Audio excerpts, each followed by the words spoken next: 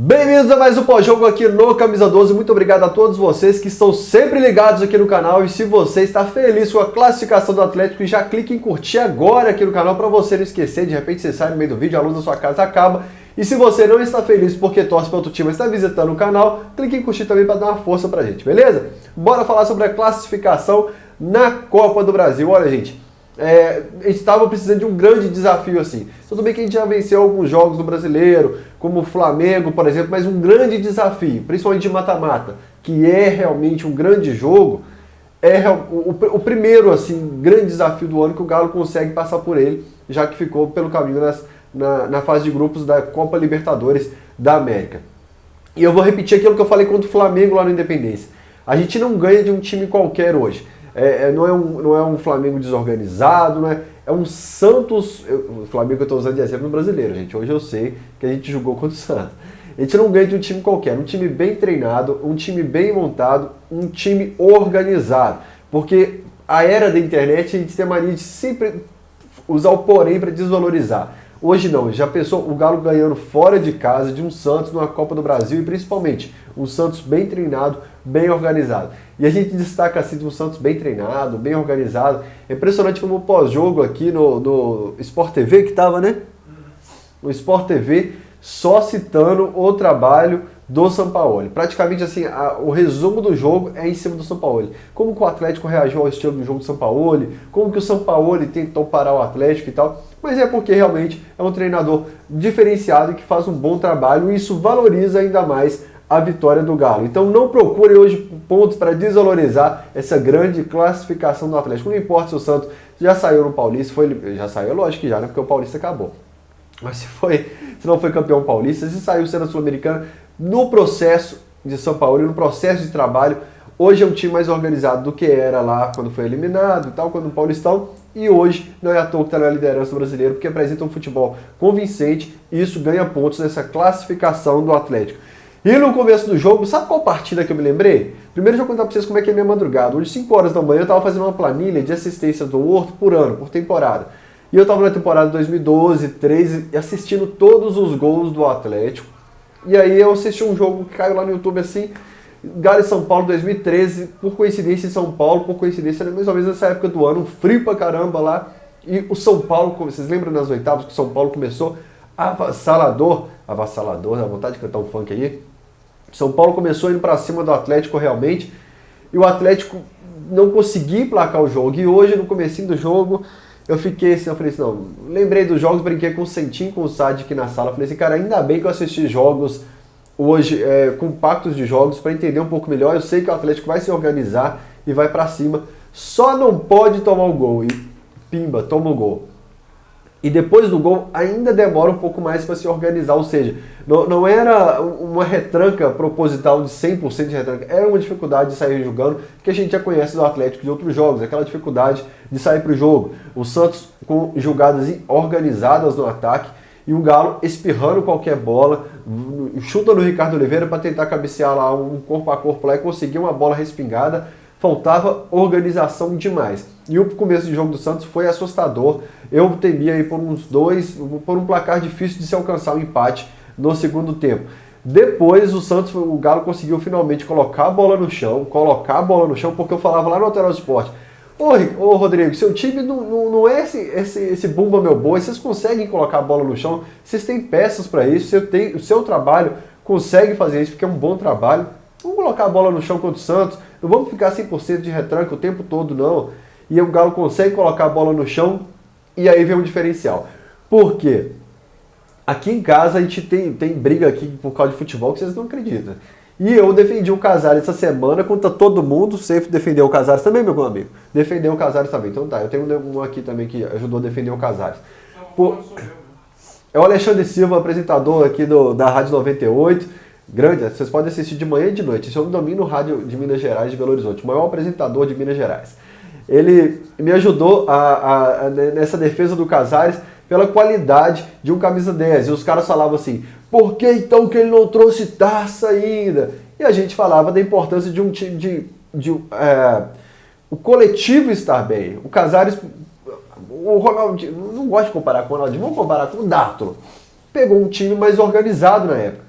E o Casares com um time organizado, porque não tem lógica você falar que o Vitor, que a gente falava até outro dia que estava em uma fase, o Patrick, que a gente está elogiando agora há 2 meses, o zagueiro, todo mundo é criticado, inclusive o nosso camisa 10. E o Casares tem um passe diferenciado. Esse jogo que você precisa de 2 bolas de repente, é o passe do Casares que faz a diferença.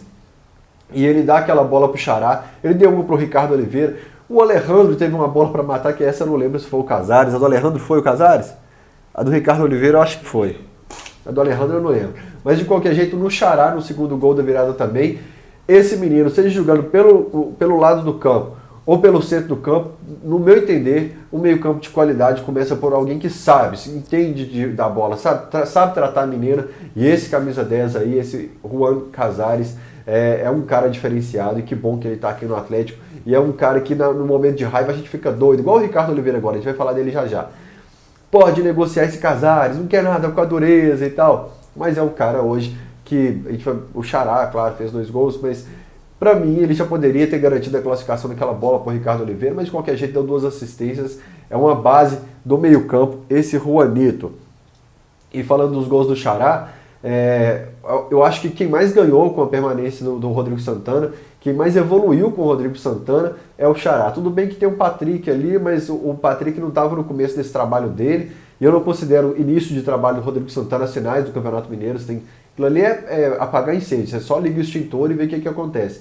É um pouquinho para frente, que aí sim ele consegue colocar em campo o que ele entende de futebol, apesar de não ter tempo para treinar, né? Jogo meio da semana e jogo fim de semana. Viagem, concentração, volta. Mas quem mais ganhou com o Rodrigo Santana é o Xará. E é difícil você comparar o Xará de hoje, que acredito eu que ainda possa evoluir com o Xará do ano passado realmente, ou do início desse ano, que era uma coisa totalmente assim, bizonha o futebol do Xará em campo no começo do ano e no fim do ano passado. E o Rodrigo Santana, já que todo mundo falou de Sampaoli nesse jogo de hoje, para mim o destaque do jogo é o Rodrigo Santana realmente, pela forma como entendeu rápido o jogo do Sampaoli desde o primeiro tempo, como ele conseguiu barrar aquela... Você sabe do que assiste o jogo, sabe o que eu tô falando. Como que o time do Sampaoli começou trabalhando bem a bola, conseguiu barrar, e a defesa do Galo, eu falei com o pessoal aqui, que o Galo esperando o Santos lá na defesa, quase perto da grande área mesmo, e depois sobe as linhas, e aí fica ali perto do meio campo parando, e aí eu lembrei do Levi Coupe, quando o Levi Coupe falou que não interessa isso no futebol.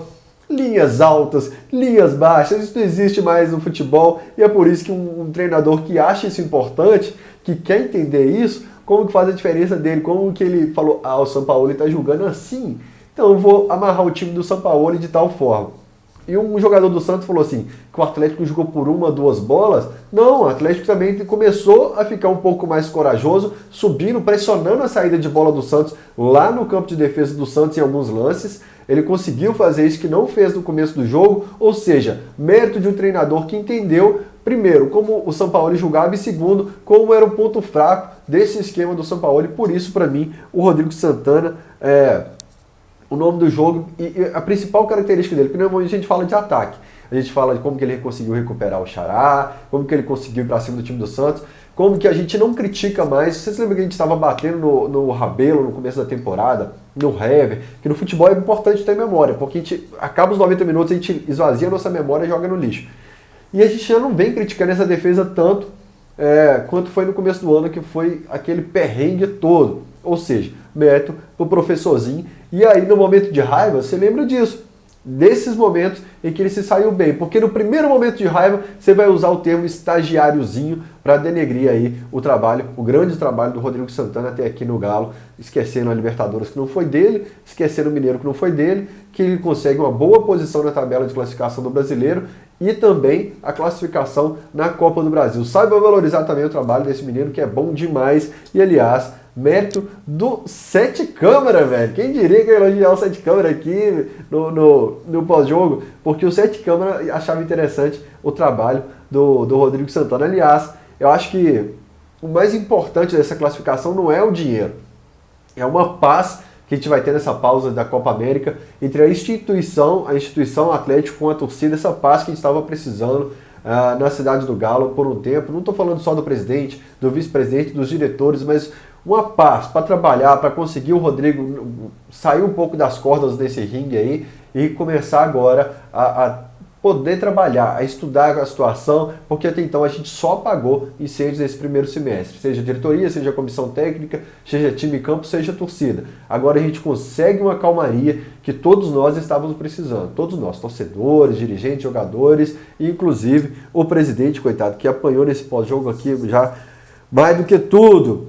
E o grande desafio do Rodrigo Santana agora é o Ricardo Oliveira, porque mais uma partida do Ricardo Oliveira hoje que realmente ele deixa a desejar.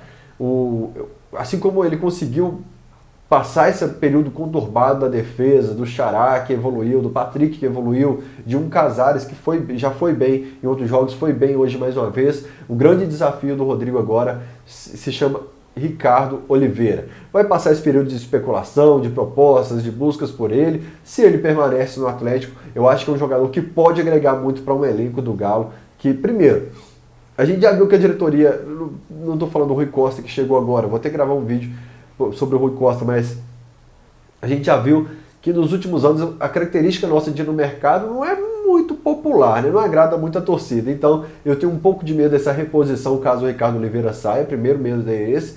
E segundo que confiar apenas no Alejandro com papagaio, se o papagaio ficar também é pouco. Então para importância do elenco, ficar Ricardo Oliveira e aí discutir se a titularidade dele, se ele está bem, se ele está mal, mas como eu falei no Deus me livre, que eu coloco sempre o link aqui embaixo, que é um site que eu escrevo, tá ruim, não tá tão ruim com ele, mas vai ficar pior sem ele, sem o Ricardo Oliveira. Eu confio no trabalho do Rodrigo Santana, se ele for o treinador, para passar esse período conturbado do Ricardo Oliveira, assim como parecia impossível, por exemplo, um Xará mostrar um pouco de evolução no futebol, tá beleza? Já clicou em curtir? Clica agora então e inscreva-se no canal se você não é inscrito ainda, velho. E Galo, segunda-feira, no sorteio, pra cima de quem vier. Não importa quem é no sorteio, aquela bolinha ali. Mas se vier uma bolinha que treme, meu amigo, tô confiante. Grande abraço pra vocês.